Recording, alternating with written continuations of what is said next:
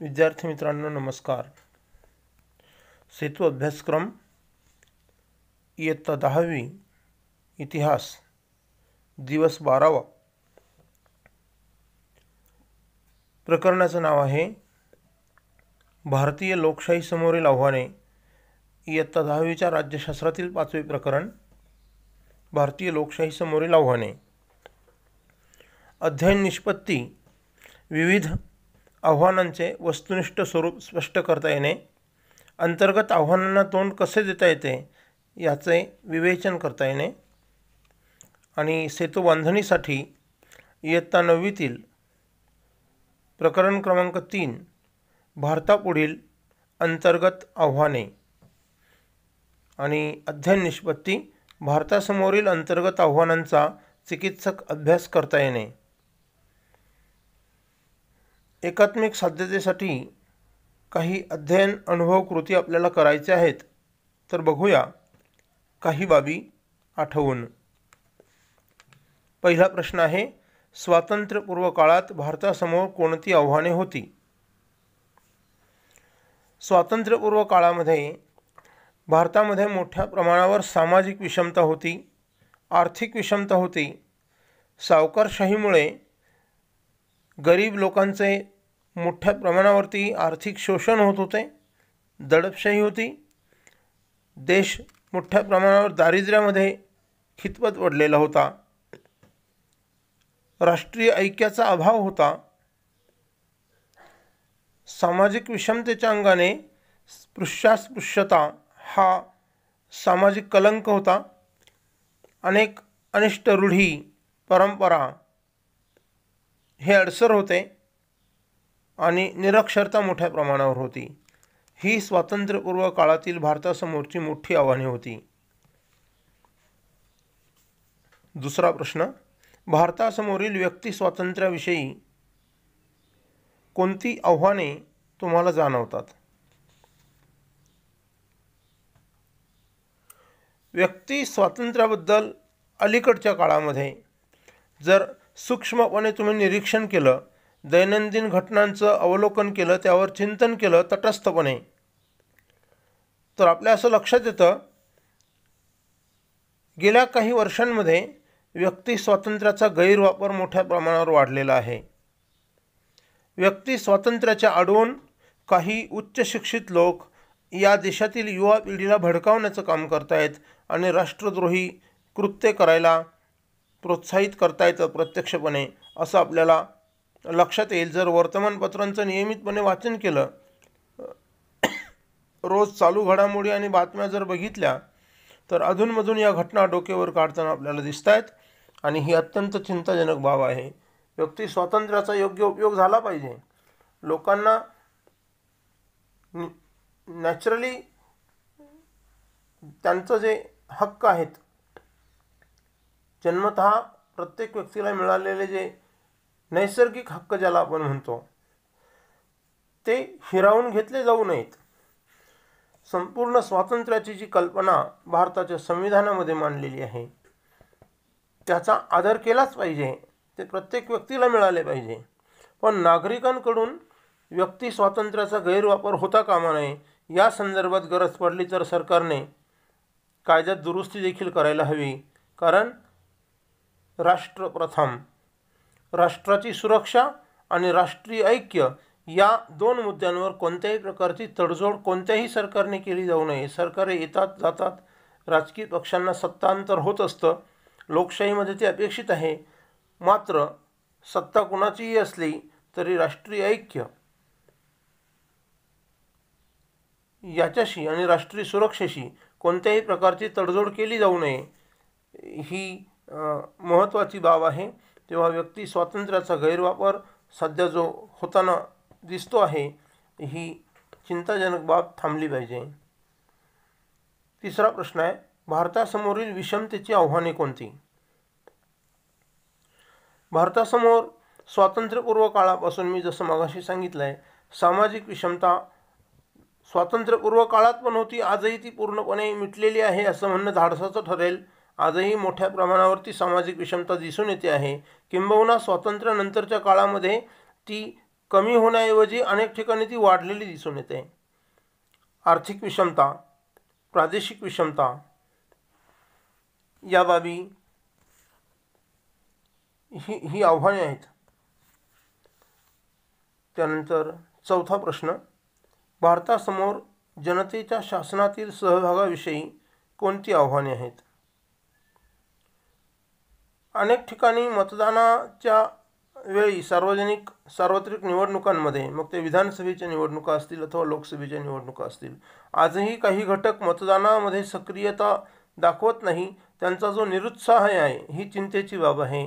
जेव्हा 100% मतदान स्वयंस्फूर्त रीतीने होईल प्रत्येक सार्वत्रिक निवडणुकीमध्ये, तो सर्वात मोठा या भारतीय लोकशाहीमध्ये सामान्य जनतेचा सक्रिय सहभाग असेल. तेव्हा त्याची व्याप्ती वाढणं, लोकांमध्ये जनजागृती होणं, प्रत्येक प्रौढ नागरिकाला आपल्या लोकशाही व्यवस्थेबद्दलची जी काही कर्तव्यबुद्धी आहे त्याची जाणीव निर्माण होणं, ती निर्माण करून देणं हे मोठं एक आव्हान आहे जनतेच्या सहभागाविषयीचं. आणि मध्यमवर्ग हा राजकीय प्रक्रियेपासून, निर्णय प्रक्रियेपासून दूर राहतो, हे देखील एक मोठं आव्हान आहे सहभागाविषयीचं. मध्यम वर्गातील लोकांनी जी काही सुरक्षित कवच आपलं त्याच्या बाहेर ते पडत नाहीत. आपली नोकरी किंवा आपला व्यवसाय आणि आपलं कुटुंब या पलीकडे राष्ट्रासाठी आपण वेळ देणं, ही भूमिका मध्यमवर्ग स्वीकारायला तयार नाही. ही जी मध्यमवर्गाची मानसिकता आहे ती बदलली पाहिजे. राष्ट्रासाठी या देशातल्या प्रत्येक व्यक्तीने निर्णय प्रक्रियेमध्ये सक्रिय सहभाग घेण्याची तयारी दर्शवली पाहिजे. हे आव्हान देखील जनतेच्या सहभागाविषयी, शासनातील जनतेच्या सहभागाविषयीचं हे आव्हान आहे. त्यानंतर शेवटचा प्रश्न, स्वातंत्र्यानंतरच्या काळात भारतासमोर कोणती आव्हाने आहेत? बहुतेक मुद्दे पुन्हा पुन्हा रिपीट होताना दिसत आहेत आपल्याला. स्वातंत्र्यानंतरच्या काळामध्ये देशामध्ये मोठ्या प्रमाणावरती राजकारणाचं गुन्हेगारीकरण झालेलं आहे, हे सगळ्यात मोठं आव्हान आहे. दुसऱ्या क्रमांकाचं जे आव्हान आहे ते प्रकर्षाने अलीकडच्या येत्या म्हणजे चालू दशकामध्ये त्याची जाणीव मोठ्या प्रमाणावरती व्हायला लागलेली आहे. कारण लोकांमध्ये लोकजागृतीचं प्रमाण या दशकात वाढलेलं आहे. तर आव्हान हे आहे की राजकीय घराणेशाही, ठराविक कुटुंबांची राजकारणातली जी मक्तेदारी आहे याला मध्यमवर्ग थोडासा विटलेला आहे. आणि त्यामुळे मध्यम वर्गाचा जो काही निर्णय प्रक्रियेत सहभाग असायला हवा त्यापासून तो दूर आहे. त्याचं हे महत्त्वाचं कारण आहे.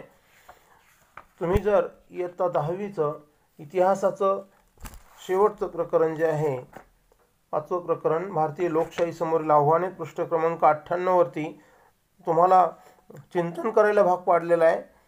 तुम्हाला काय वाटते अशा एका टेम्पलेटमध्ये त्यांनी सांगितलेलं आहे, राजकारणातील घराणेशाही ही आपल्या लोकशाहीसमोरील मोठी समस्या आहे. राजकारणात एकाच कुटुंबाची मक्तेदारी निर्माण झाल्याने लोकशाहीचा अवकाश आक्रसतो. डेमोक्रेटिक स्पेस हा कमी होतो आणि सामान्य लोकांना सार्वजनिक क्षेत्रामध्ये सहभाग मिळत नाही. एका बाजूला आपण म्हणतो शासनाच्या निर्णय प्रक्रियेमध्ये जनतेचा सहभाग असायला पाहिजे, आणि दुसऱ्या बाजूला सामान्य जनतेला ती दारं बंद आहेत. कारण ठराविक कुटुंबांचं जी मक्तेदारी निर्माण झालेली आहे त्यामुळे सामान्य जनतेला तिथे संधी मिळत नाही. त्यामुळे ही दुटप्पी भूमिका कुठेतरी थांबविण्याची गरज आहे, शासन व्यवस्थेच्या माध्यमातून किंबहुना संविधानिक तरतुदींच्या माध्यमातून.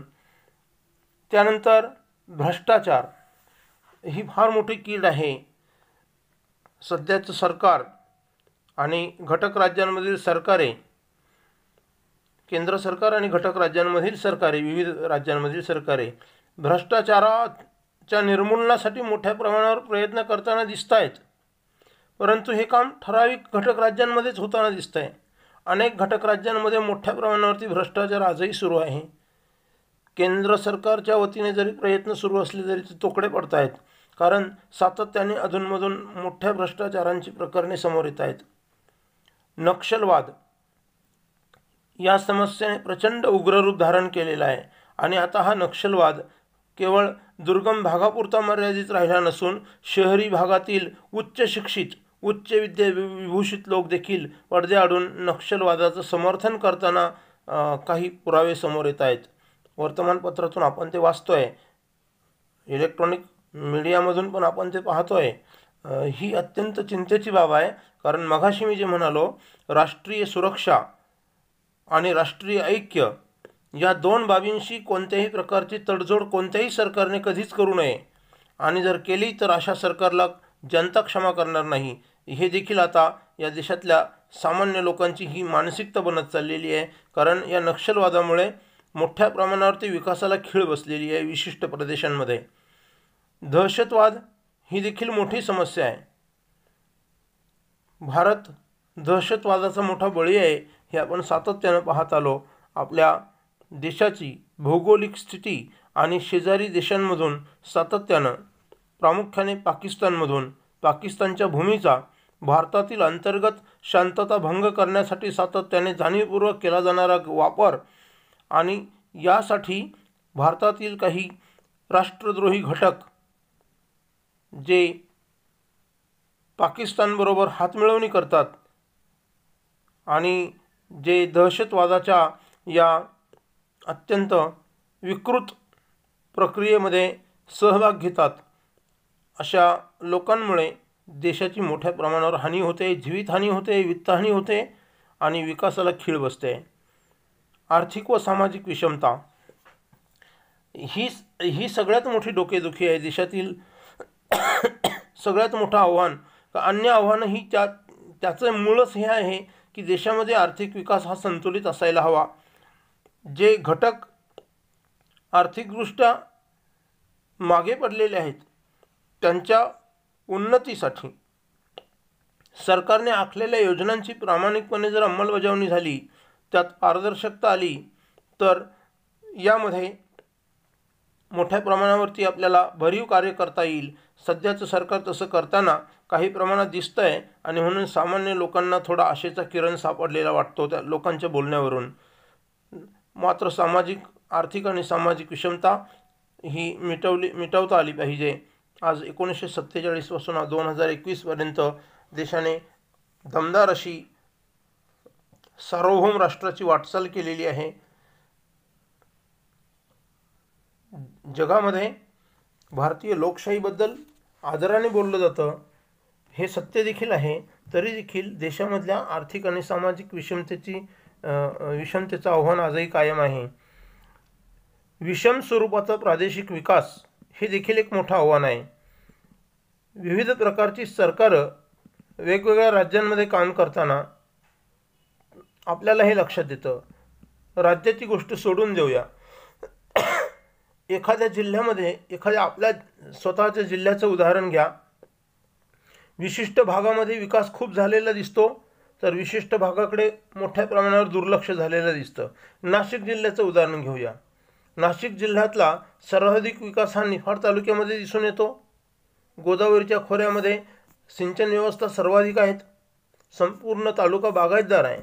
तर दुसऱ्या बाजूला चांदवडसारखा तालुका, नांदगावसारखा तालुका, मालेगावचा माळमाथ्याचा परिसर, या प्रदेशाला सातत्यानं या लोकांच्या पाचवीला दुष्काळ पुजलेला आहे.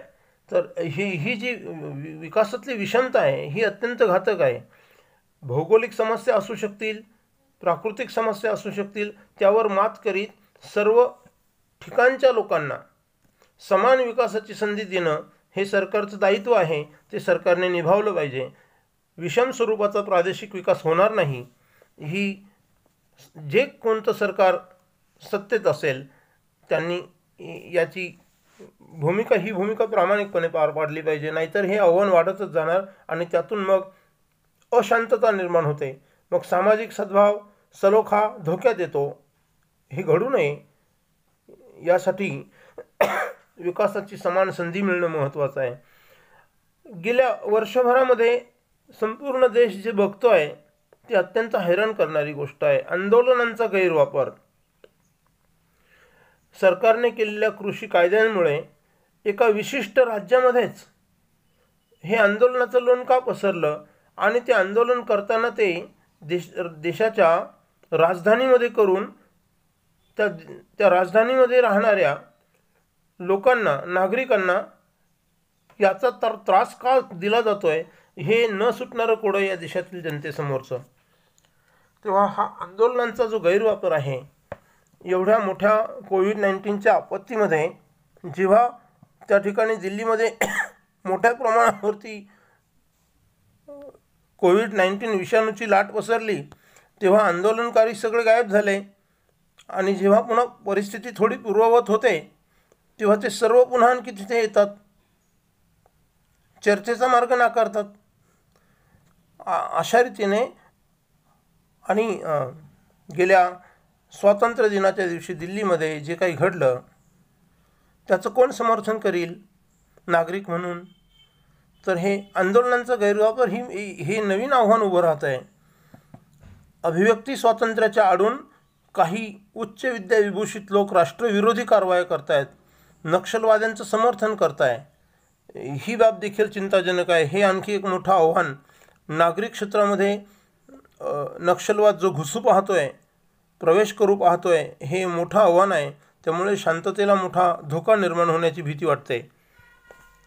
तर ही स्वातंत्र्यानंतरच्या काळात भारतासमोरची आव्हाने आहेत.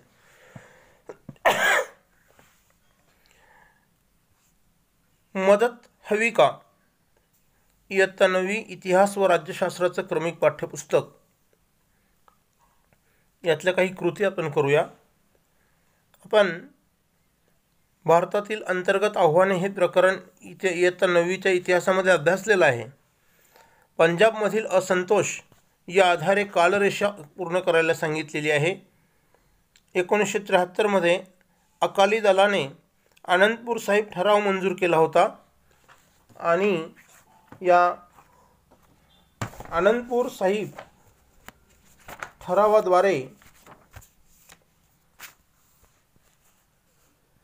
चंदीगड हे शहर पंजाबला मिळावं, इतर राज्यांमधील पंजाबी भाषिक प्रांत पंजाबमध्ये समाविष्ट करावेत, सैन्यातील पंजाबी लोकांचं संख्या प्रमाण वाढवावं, पंजाब राज्याला अधिक स्वायत्तता द्यावी, अशा अनेक मागण्या या आनंदपूर साहिब ठरावाद्वारे करण्यात आलेल्या होत्या 1973मध्ये. त्यानंतरची पुढची घटना 1977मध्ये अकाली दलाची पंजाबमध्ये सत्ता आली. अकाली दलाला बहुमत मिळालं आणि पंजाब राज्याची सत्ता अकाली दलाकडे गेली. 1980ची घटना ऑलरेडी तिथे दिलेली आहे. स्वतंत्र खलिस्तानची मागणी सुरू झाली एका विशिष्ट गटाकडून आणि खलिस्तान चळवळ जी राष्ट्रविरोधी कारवाई होती, पहिली कारवाई या देशातली स्वातंत्र्यानंतरची, राष्ट्रीय ऐक्याला मोठा अडसर निर्माण झालेला होता, आव्हान होतं हे. त्यानंतर 1981मध्ये पंजाबमध्ये एका वृत्तपत्राचे संपादक लाला जगत नारायण यांची हत्या झाली, खून झाला आणि या घटनेमुळे पंजाबमध्ये मोठ्या प्रमाणावरती अशांतता पसरली, कायदा आणि सुव्यवस्थेचा मोठा प्रश्न निर्माण झाला. त्यानंतर 1982मध्ये पंजाबमध्ये राष्ट्रपती राजवट लागू करण्यात आली. 1983मध्ये राष्ट्रपती राजवट लागू करण्यात आली. 1984मध्ये ही खलिस्तान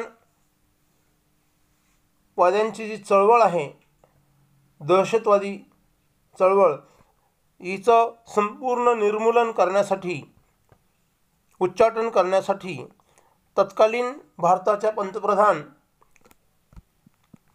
इंदिराजी गांधी यांनी एक धाडसी पाऊल उचललं. ते म्हणजे हे जे खलिस्तानवादी अतिरेकी अमृतसरच्या पवित्र सुवर्ण मंदिरामध्ये दडून बसलेले होते, त्या ठिकाणी त्यांना बाहेर काढण्यासाठी ऑपरेशन ब्लू स्टार ही योजना भारतीय सैन्याच्या वतीने आखण्यात आली. इंदिराजींनी हे अत्यंत धाडसी पाऊल उचललेलं होतं. मेजर जनरल कुलदीप सिंग ब्रार यांनी या योजनेचं, या मोहिमेचं नेतृत्व केलं होतं, ऑपरेशन ब्लू स्टारचं. हे अत्यंत संवेदनशील आणि जोखमीचं मिशन होतं हे. त्याचं कारण एकतर अमृतसरचं सुवर्ण मंदिर हे शिखांचं पवित्र तीर्थ प्रार्थनास्थळ तर आहेच, पण संपूर्ण भारतीयांच्या दृष्टीने ते अत्यंत पवित्र ठिकाण आहे. ते एक भारताच्या आस्थेचं ठिकाण आहे आणि त्या ठिकाणी कुठल्याही प्रकारचा नुकसान होऊ नये, तिथे रोज येणारे भाविक सामान्य नागरिकांचा बळी जाऊ नये आणि अशा ठिकाणी सैन्याच्या वतीने दहशतवाद्यांचा खात्मा करण्यासाठी एखादी योजना आखताना ती किती काळजीपूर्वक आखावी लागली असेल याची कल्पना आपण करू शकतो. हे मिशन यशस्वी ठरलं. मेजर जनरल कुलदीप सिंग ब्रार यांच्या नेतृत्वाखाली निवडक कमांडोजने ऑपरेशन ब्लू स्टारच्या माध्यमातून त्या सुवर्ण मंदिरामध्ये दडून बसलेल्या सर्व खालिस्तानी अतिरेक्यांना बाहेर काढलं.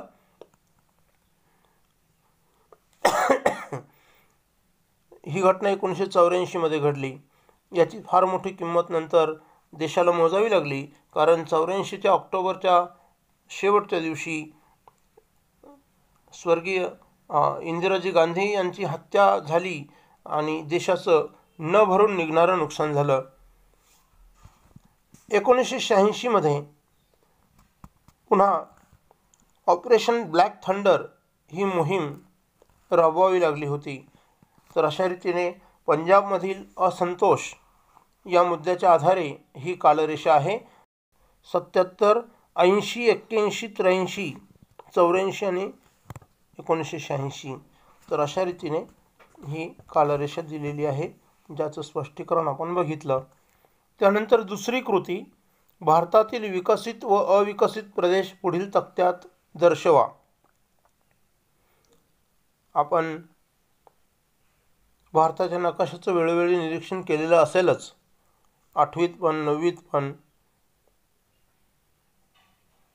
जी घटक राज्ये आहेत या सर्व घटक राज्यांमध्ये समान विकास, संतुलित विकास झालेला दिसत नाही, ही वस्तुस्थिती आहे. आता विकसित प्रदेश दिलेल्या राज्यांमध्ये 7 राज्य आपल्याला दिलेली आहेत.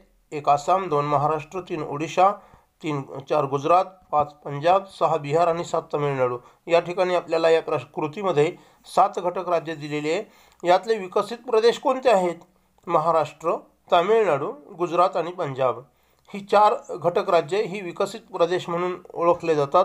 तर आसाम, ओडिशा आणि बिहार ही 3 घटक राज्ये अविकसित प्रदेश म्हणून ओळखले जातात. तर या 7 पैकी 4 विकसित आणि 3 अविकसित याचं या टेबलमध्ये जे वर्गीकरण केलेलं आहे. त्यानंतर यामधून काय समजलं आपल्याला? भारतासमोर कोणती अंतर्गत आव्हानं आहेत यावर आपण चर्चा केली. आता फुटीरतावाद, आंदोलनांचा सद्यस्थितीत होणारा गैरवापर, दहशतवाद, त्याचं मूळ आहे जमातवाद, नक्षलवाद, प्रदेशवाद, भ्रष्टाचार, आर्थिक आणि सामाजिक विषमता ही आज भारतासमोरची मोठी आव्हाने आहेत. आव्हाने का निर्माण होतात?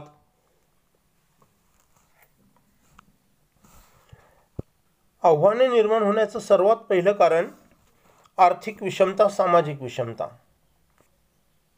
आपण गेल्या वर्षी 9वीच्या अभ्यासामध्ये नक्षलवादी चळवळीच्या उगमाचा जेव्हा विचार केला तेव्हा यावरती चर्चा केलेली आहे. पश्चिम बंगालमधल्या दार्जिलिंग जिल्ह्यातल्या नक्षलबारी गावामध्ये अल्पभूधारक शेतकरी आणि शेतमजूर यांचं तिथल्या जमीनदारांकडून जे शोषण होत होतं त्याच्या विरुद्ध तो संघर्ष नक्षलबारीमध्ये उभा राहिला आणि तिथून ही चळवळ फोफावली, ज्याला नक्षलवाद म्हणून संबोधलं जातं. सुरुवातीला या आंदोलनाला देशातील जनतेचं एक काय आपण त्याला म्हणू सहानुभूती लाभली. त्याचं कारण आंदोलन करणारे हे अन्यायाने पिडलेले होते, त्यांचं आर्थिक शोषण होत होतं, ते सामाजिक आणि आर्थिक विषमतेचे बळी होते. परंतु कालांतराने ही चळवळ भरकटली. ज्या उद्देशाने नक्षलवादी चळवळ नक्षलबारीमधून सुरू झाली तिचा आरंभ तिथून झाला, पश्चिम बंगालमधून दार्जिलिंगच्या नक्षलबारी गावातून. पुढे ही चळवळ जेव्हा विस्तारत गेली तेव्हा ती मूळ उद्दिष्टापासून अत्यंत दूर गेली. मूळ उद्दिष्ट केव्हाच नष्ट झालं आणि या चळवळीने राष्ट्रविरोधी कारवाया सुरू केल्या आणि त्याचं स्वरूप अत्यंत उग्र आणि विकृत असं बनत गेलं. आपल्याच देशातील आपल्याच जवानांचा बळी घ्यायचा, निरापराध नागरिकांचा बळी घ्यायचा, लोकांना वेठीस धरायचं आणि दुर्गम प्रदेशातल्या विकासाला विरोध करायचा, विकासाच्या योजना पुढे नेटाने नेणाऱ्या अधिकाऱ्यांना ठार मारायचं, विविध राजकीय पक्षांच्या राजकीय नेत्यांचा बळी घ्यायचा. असे शेकडो राजकीय नेते या नक्षलवादग्रस्त प्रदेशामध्ये या नक्षलवादाचे बळी ठरलेले आहेत. हजारो लाखो निरापराध नागरिक आणि आपले CRPFचे कमांडोज यांना आपलं बलिदान द्यावं लागलेलं आहे. हे देशाबाहेरच्या कोणा शत्रूविरुद्ध नाही, देशात राहणारे. आपण एका बाजूला म्हणतो भारत माझा देश आहे, सारे भारतीय माझे बांधव आहेत, आणि मग याच भारतातले ज्यांना आपण बांधव म्हणून संबोधतो ते आपल्याच देशातल्या व्यवस्थेविरुद्ध जर संघर्ष करताय तर हा राष्ट्रद्रोह आहे. तेव्हा हे मोठं आव्हान आहे. सत्तेपासून दुरावणे, आर्थिक नियंत्रण गमावणे, जनतेचे समर्थन न मिळणे, राजकीय महत्त्वाकांक्षा सफल न होणे, यातून ही आव्हानं निर्माण होतात. आव्हाने कोणकोणत्या प्रकारची असू शकतात? जी राजकीय स्वरूपाची असू शकतात, सामाजिक स्वरूपाची असू शकतात, सुरक्षाविषयक आव्हाने असू शकतात, अर्थविषयक आव्हाने असू शकतात. त्यानंतर आव्हानाचा विकासावर कोणता परिणाम होतो? या सर्व प्रकारच्या अंतर्गत आव्हानांचा देशाच्या सर्वांगीण विकासावर अत्यंत प्रतिकूल परिणाम होताना दिसून येतो.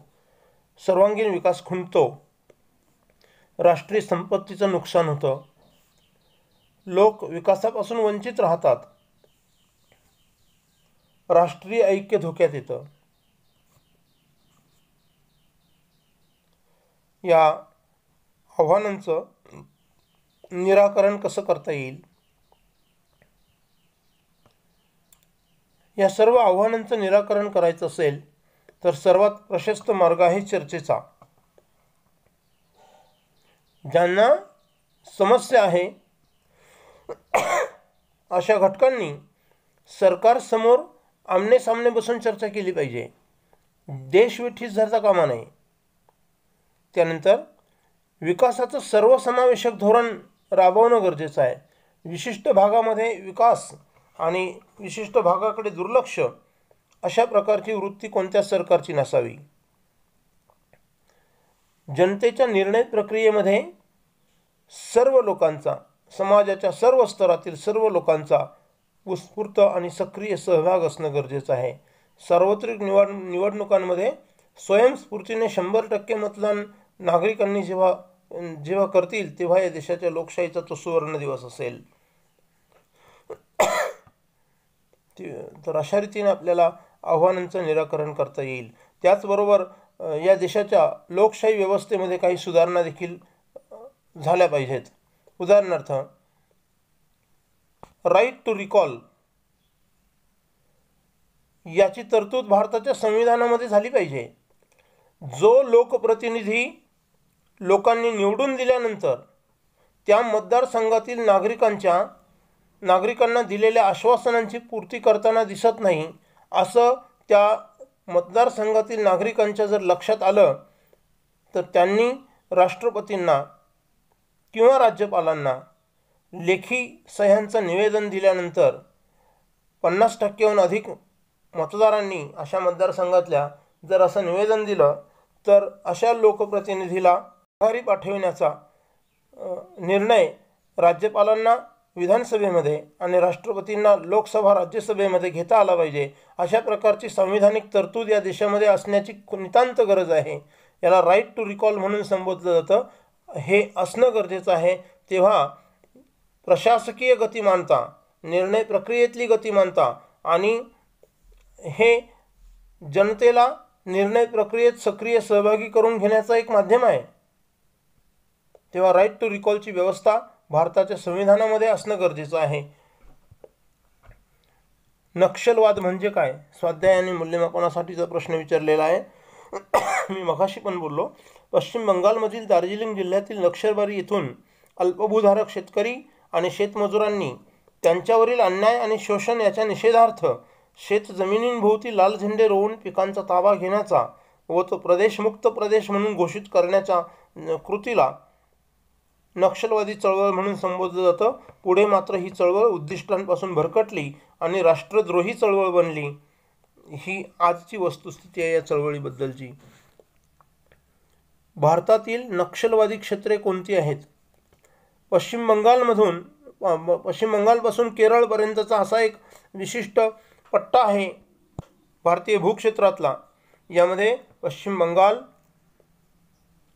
झारखंड, दक्षिण बिहारचा काही भाग, छत्तीसगड, महाराष्ट्राचा गडचिरोली आणि चंद्रपूर जिल्हा, सध्याचा ओडिशाचा उत्तर भाग, उत्तर पश्चिम भाग, तेलंगणा, आंध्र प्रदेश, कर्नाटक आणि केरळ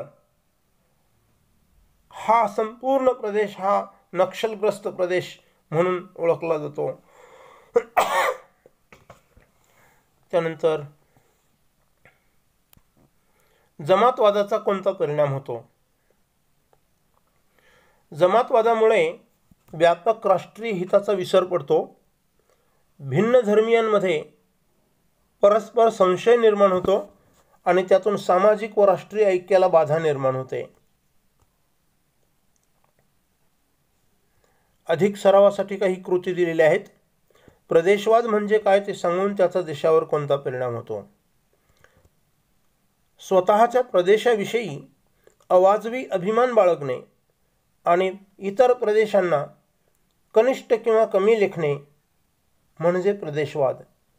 याचे परिणाम: प्रदेशवादामुळे आर्थिक विकास असंतुलित दिसतो, म्हणजे तो होतो, असमतोल आर्थिक विकास निर्माण होतो। श्रेष्ठत्वाचा गंड ठराविक प्रदेशातल्या लोकांमध्ये वाढतो, त्यातून राज्यातील सलोखा संपुष्टात येतो आणि राष्ट्रीय ऐक्याला बाधा निर्माण होते। सामाजिक सद्भाव बाधित होतो। आणि शेवटची कृती वेब दिलेला आहे, भारताच्या ईशान्येकडील राज्ये वेबमध्ये पण बघूया आणि नकाशावर पण बघूया। सिक्कीम, आसाम, मेघालय, अरुणाचल प्रदेश, नागालँड, मणिपूर, मिझोरम आणि त्रिपुरा हे ईशान्येकडील राज्य आहेत, ज्याला आपण 7 सिस्टर्स म्हणून संबोधतो। तर अशा रीतीने मित्रांनो, आपण आज 12व्या दिवसाचा सेतू बांधणीचा अभ्यास केलेला आहे। हा अभ्यास केवळ परीक्षेसाठी महत्त्वाचा नाही मित्रांनो, तर एक देशाचा जबाबदार नागरिक म्हणून देखील यावरती आपण चिंतन करायला हवं आणि एक नागरिक म्हणून कर्तव्यबुद्धीने आपण या बाबी समजून घेतल्या पाहिजेत। धन्यवाद।